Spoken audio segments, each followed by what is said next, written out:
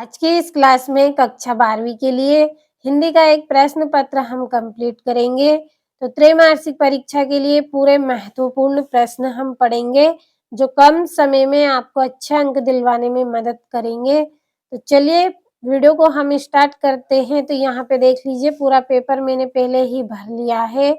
सारे प्रश्नों के आंसर भी मैंने कंप्लीट कर दिए हैं।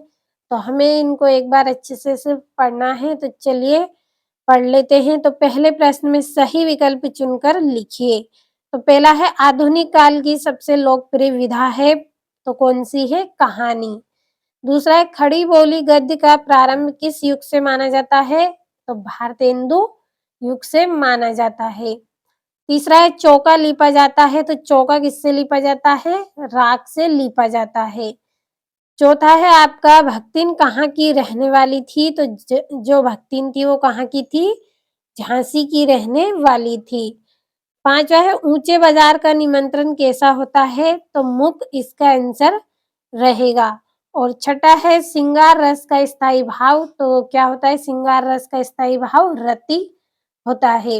अब दूसरा प्रश्न है आपका रिक्त स्थान। तो नीरजा की रचनाकार डेडेस है तो महादेवी वर्मा। दूसरा है कुंवर नारायण ने डेडेस प्रबंध काव्य रचकर का भरपूर प्रतिष्ठा प्राप्त की थी तो कालजयी की इन्होंने क्या की थी? भरपूर प्रतिष्ठा प्राप्त की थी इससे।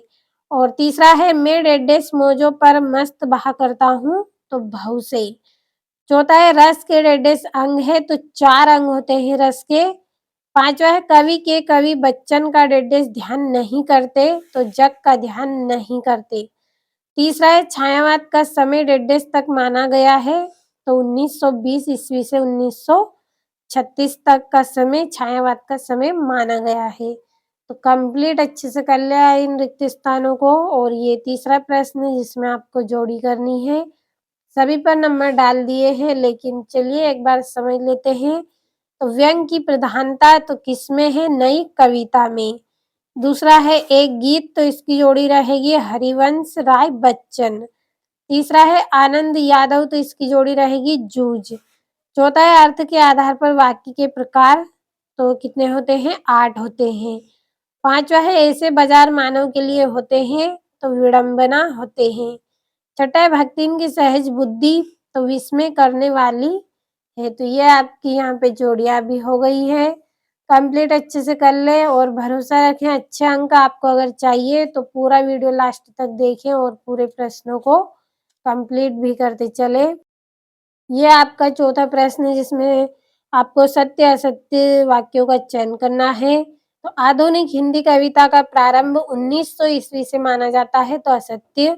दूसरे बाजार का जादू आंख की राह काम नहीं करता तो ये आपका सत्य है। और तीसरा है सूर्योदय होने पर उषा का जादू टूटता है तो ये सत्य बात है आपकी। चौथा है यशोधर बाबू गोल मार्केट से सेक्रेटरीएट तक स्कूटर से आते जाते हैं तो असत्य। पांचवा है अंधेर नगरी खंड काव्य है तो ये भी असत्य। छठा है बच्चे प्रत्याशा में नीडों से झांक रहे होंगे तो ये भी आपका सत्य रहेगा। और पांचवें प्रश्न में आपको एक वाक्य में उत्तर करने हैं। तो पहला है आधुनिक काल के द्वितीय युग का नाम लिखिए तो भारतेंदु युग। दूसरा है हरिवंश राय बच्चन द्वारा लिखित एकमात्र डायरी का नाम लिखिए तो प्रवास की डायरी। चौथा है आपका तीसरा भक्तिन का वास्तविक नाम क्या था? तो लक्ष्मीन। चौथा है आज्ञावाचक वाक्य का एक उदाहरण दीजिए तो बाजार से सब्जी लाओ। और जनसंचार क्या है? तो संचार या फिर इसका दूसरा तो क्या है? चलना। छठा है मौखिक कविता का जन्म कहाँ हुआ? तो 1960 के दशक में। और ये यहाँ से आपका छठा प्रश्न है जो 2-2 नंबर के क्वेश्चन हैं आपके। शीतल वाणी में आग के होने का क्या अभिप्राय है? सातवां है पथिक जल्दी जल्दी क्यों चलता है? आठवां है आपका भक्तिन के आ जाने से महादेवी अधिक देहती कैसे हो गई? नौवां है जग जीवन के भार से कवि का क्या आशय है? 10वां है पत्रकारिता किसे कहते हैं? और 11वां है निपात की परिभाषा उदाहरण सहित लिखिए। 12वां है वीर रस की परिभाषा उदाहरण सहित देनी है। 13वां है भारतेंदु युग की 2 प्रवृत्तियां आपको लिखनी है। और 15वां है रीतिकाल को श्रृंगार काल क्यों कहा गया है?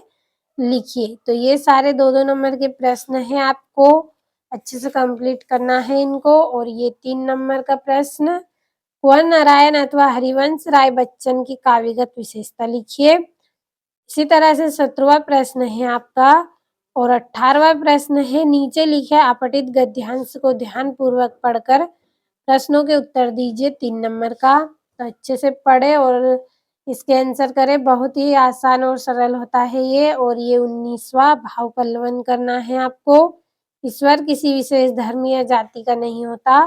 और 20वें प्रश्न में आपको सुंदर प्रसंग व्याख्या करनी है, 4 नंबर का है, तो अच्छे से कंप्लीट करें।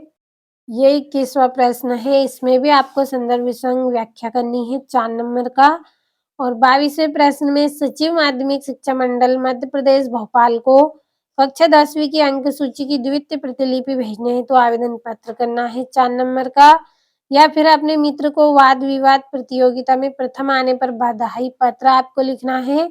और 23वें प्रश्न में किसी एक विषय पर आपको निबंध करना है। जो निबंध अच्छा लगे उसे आप कंप्लीट करें। तो पूरे प्रश्नों का स्क्रीनशॉट लिया होगा, अच्छे से कंप्लीट कर